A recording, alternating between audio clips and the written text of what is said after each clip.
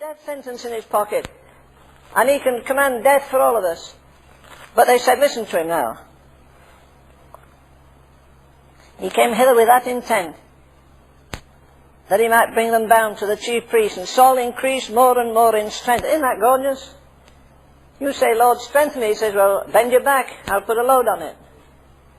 You remember John Bunyan has a picture of the celestial city, and on the way he said there was a lion, and when he saw it he was afraid, and he discovered it had a chain, and he could just come near enough to lick his legs, but not near enough to bite him.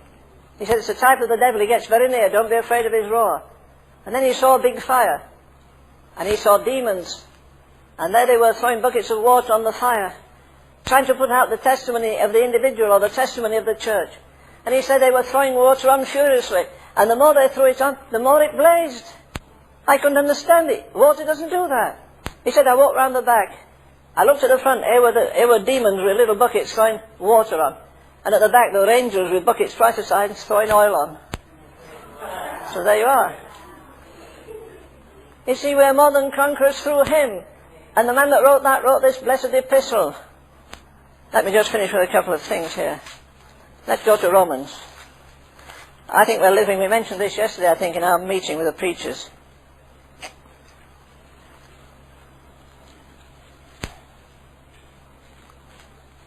I don't know how they got the message through, but he says that their faith is heard of throughout the whole world in verse 8.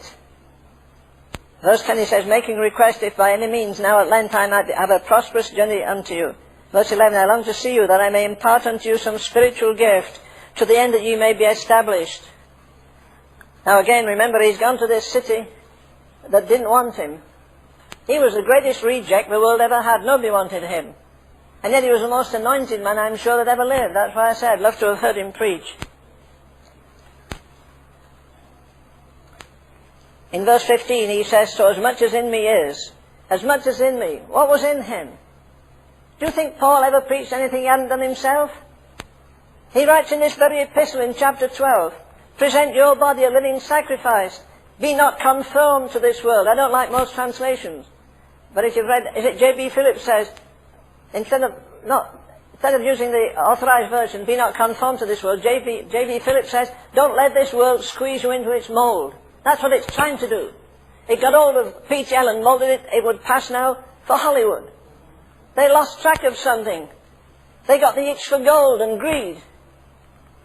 Oh, Jim says, I raised it because I wanted people to see what God can do for his people. Do you think there's anybody rejoicing now in what he's done?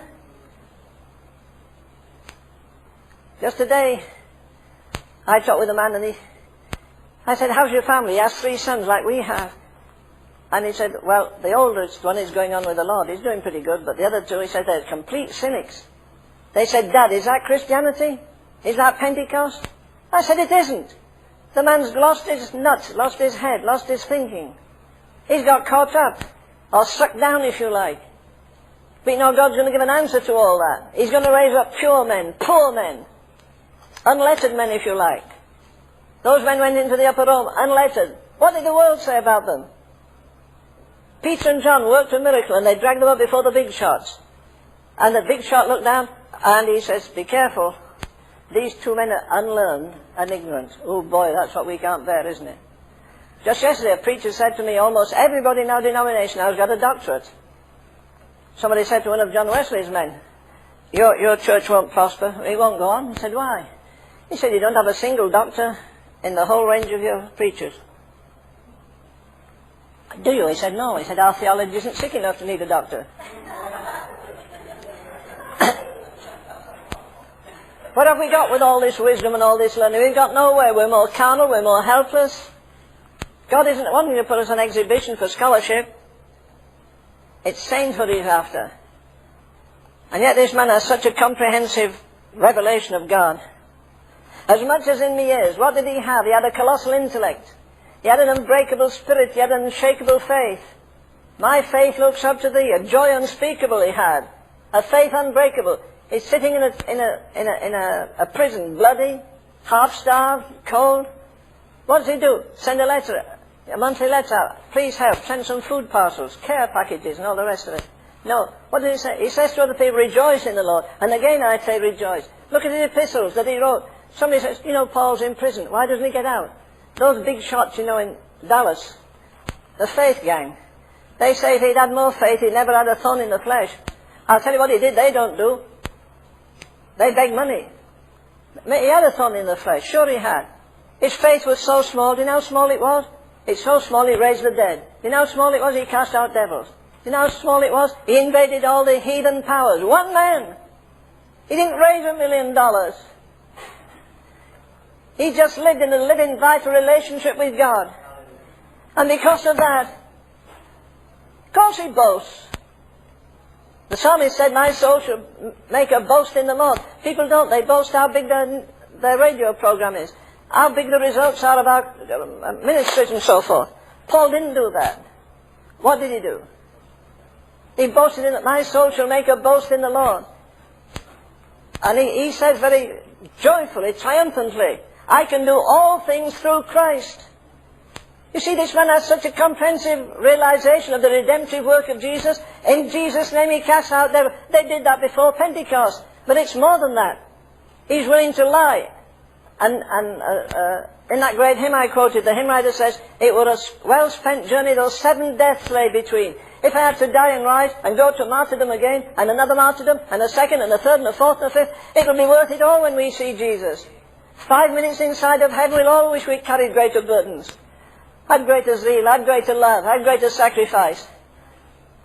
What in the world is treasures? Talked with our dear David the other day. What? If you've ever seen a saint walking, there's one. His walk with God is awesome. And I said, David, these things don't matter. I said, supposing you saw a woman with $1 million ring, would she be more precious? And he laughed. He said, Dad, these things don't make any difference. All that you can take off and put on, the world can rob you of everything. But my faith looks up to thee. I can have a joy unspeakable, a faith unshakable, a love that's indestructible. Paul had them all. That's why you can't fault him. You may say, well, Jesus, oh, he was the Son of God and the Son of Man. He was the Son of God. Well, Paul says, listen, I can take everything that comes. I can do all things through Christ, and he did it. So let's tackle the situation right here. I mustn't take much time now. Verse 15, so as much as in me is that colossal intellect, his spirit, his unbreakable spirit, his love, his joy, his peace, I'm ready to preach the gospel to those that are in Rome also. I'm not ashamed of the gospel of Christ. It's the power of God unto salvation to everyone that believeth, to the Jew first, and also to the Greek. You see, he says, in another place, there's neither Jew nor Greek, which is race distinction, bond nor free, class distinction, male nor female, sex distinction. It doesn't matter what category you're in, the blood can come, because sin is the same in everybody. But remember, God's holiness will never cover, God's mercy will never cover over the sin that his holiness has condemned. He'll forgive us here, but not afterwards.